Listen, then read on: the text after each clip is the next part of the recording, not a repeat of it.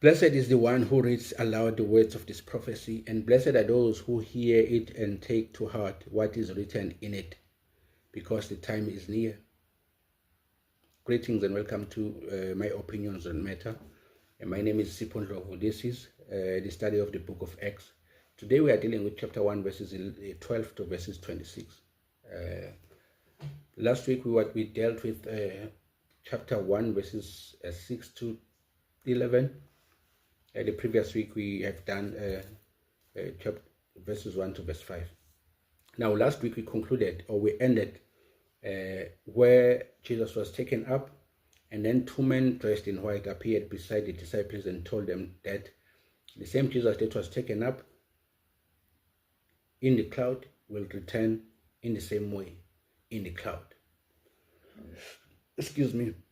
But then we concluded that he was going to return within that generation. Within the first century, Jesus was to return. Why we said that? Because as all these things happened, him being taken up, they were at the Mount Olives. At the Mount Olives is where he made a discourse with them in Matthew 24 and told them about the destruction of the temple. Not only the destruction of the temple, but also the signs of the end of times. When they asked him when were those things are going to happen, he told them that it's not for them to know the times and the days at which the Father set by his own authority. Now, when he told them that they must remain in Jerusalem and do not leave Jerusalem until they receive the gift the Father promised, which they heard him speak about, they asked him if he was restoring the kingdom back to Israel. He also reminded them.